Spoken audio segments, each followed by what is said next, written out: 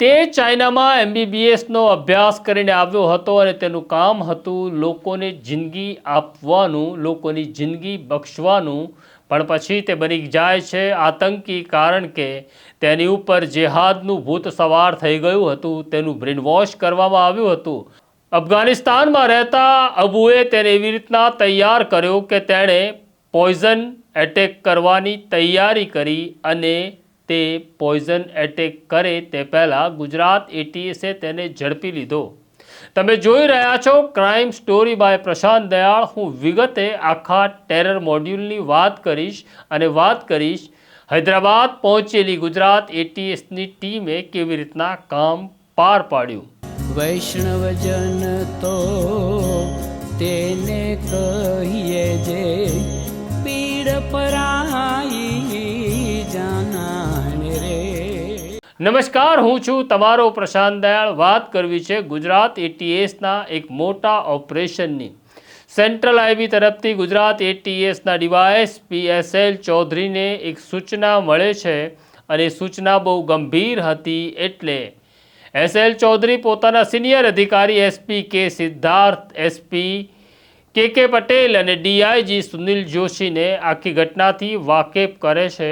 તેઓ ચોંકી જાય છે, કારણ કે એક આતંકી અમદાવાદમાં પ્રવેશ કરી ચૂક્યો હતો જેનું નામ હતું અહેમદ સૈયદ. આ અહેમદ સૈયદ એ ચાઇનામાંથી ડૉક્ટરનો અભ્યાસ કરી પાછો આવ્યો હતો અને પછી તેણે મેડિકલ કાઉન્સિલ ઓફ ઇન્ડિયાની પરીક્ષા આપી. પ્રેક્ટિસિંગ ડૉક્ટર તરીકે પ્રમાણપત્ર લેવાનું હતું, પણ તે પ્રેક્ટિસ કરતો નથી અને હૈદરાબાદની અંદર એક રેસ્ટોરન્ટ શરૂ કરે છે.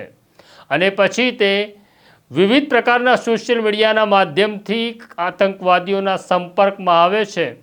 અફઘાનિસ્તાનથી ઓપરેટ કરી રહેલો અબુ ખાલિદના તે સંપર્કમાં આવે છે. અબુ ખાલિદ તેનું બ્રેન વોશ કરે છે અને પછી કાફરો સાથે બદલો લેવાની યોજના નક્કી થાય છે, જેના ભાગરૂપે તે અમદાવાદ આવ્યો હતો અને અમદાવાદથી તે કલોલ જાય છે. કલોલમાં હથિયારો મૂકવામાં આવ્યા હતા, જેમાં 3 પિસ્તલ હતી અને 3 પિસ્તલ લઈ તે પાછો ફરી રહ્યો હતો. ત્યારે ઇન્સ્પેક્ટર નિખિલ બ્રહ્મભટ્ટની ટીમ અડાલજ પાસે સફળતાપૂર્વક આ અહેમદ સૈયદને પકડવામાં સફળ થાય છે.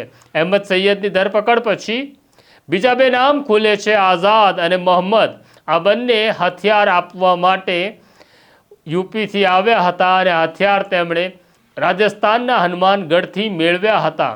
આમ 3 આરોપીઓની ધરપકડ કરી તેમને અદાલત સામે રજૂ કરવામાં આવ્યા અને હર્ષ ઉપાધ્યાયે અદાલતને કહ્યું કે આ આતંકીઓ પાસે રહેલી માહિતી જાણવા માટે અમને રિમાન્ડની જરૂર છે. અદાલતે 3 આતંકીઓને 17 નવેમ્બર સુધી પોલીસ રિમાન્ડ પર સોંપવાનો આદેશ કર્યો. આ પકડાયેલા અહેમદ સૈયદની ડીઆઈજી સુનિલ જોશીએ આખરી પૂછપરછ કરી અને તેમાં બહાર આવ્યું કે આ હથિયારનો ઉપયોગ તો શું કરવાનો હતો તેની ખબર નથી, કારણ કે અબુ ખાલિદની સૂચના હજી આવી નહોતી. પણ રાઇઝન નામનું એક ઝેર બનાવવાનું તેણે કહ્યું હતું અને મેં રાઇઝન નામનું ઝેર બનાવી દીધું છે. માત્ર થોડાક મિલીગ્રામ ઝેરથી માણસને મારી શકાય. આ રાઇઝન નામનું ઝેર સાયનાઇડ કરતાં પણ વધુ ઘાતક છે. માણસને મરતા માત્ર 5 થી 7 સેકન્ડ થાય છે. આ ખોરાકમાં પણ આપી શકાય, પાણીમાં પણ આપી શકાય અને ગેસ બનાવી લોકોને મારી શકાય. આ માહિતી મળતા જ સુનિલ જોશીએ પોતાની એક ટીમને તાત્કાલિક હૈદરાબાદ રવાના કરી અને હૈદરાબાદમાં ગુજરાત એટીએસની ટીમ પહોંચી તેલંગાણા પોલીસ સાથે સંપર્ક કર્યો અને ઓપરેશનની તૈયારી કરી.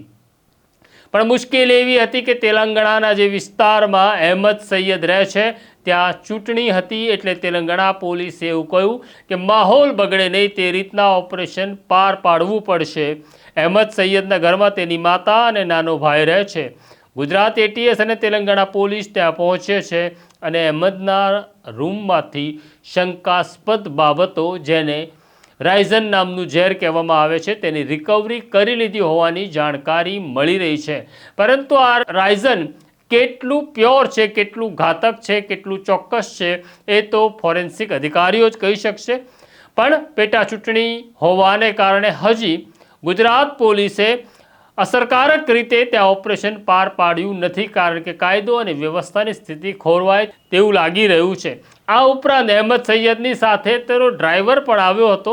પ્રારંભિક તબક્કે પોલીસને એવું લાગી રહ્યું છે કે તેની સાથે રહેલો ડ્રાઈવર આખી બાબતથી અજાણ છે, તેની કોઈ ભૂમિકા નથી, પણ ખરેખર તે નિર્દોષ છે કે નહીં તે જાણવા માટે ગુજરાત એટીએસે તેલંગાણા પોલીસ સાથે સંપર્ક કરી ડ્રાઈવરની વિગત અને તેનો ભૂતકાળ તપાસવાની શરૂઆત કરી છે. આમ ગુજરાત એટીએસે અહેમદ સૈયદના ઘરમાંથી મોતનો સામાન મેળવી લીધો છે. જે હજારો લોકોને મોત આપવાનો હતો એ સામાન હવે ગુજરાત એટીએસ પાસે છે. સ્થિતિ સ્ફોટક બનતી જાય છે. આતંકવાદી પ્રવૃત્તિમાં શિક્ષિત લોકો સામેલ થતા જાય છે અને દેશ બહાર બેઠેલા તેમના અબુઓ તેમને આ પ્રકારે બ્રેન વોશ કરી મુખ્ય પ્રવાહથી અલગ પાડી જેહાદના રસ્તે દોરી રહ્યા છે. સાચવજો તમારા સંતાનોને કે તમારું સંતાન પણ આ પ્રકારની કોઈ પ્રવૃત્તિનો હિસ્સો ના બને અને અલ્લાહ તમારી હિફાજત કરે. આ પ્રકારની સ્ટોરી જોવા માટે ક્રાઇમ સ્ટોરી બાય પ્રશાંત દયાળ જોતા રહો. સ્ટોરીને લાઇક અને શેર કરો. અત્યારે મને મારા સાથી દર્શિલને રજા આપો. આવીશ પાછો એક નવા વિષય સાથે. નમસ્કાર.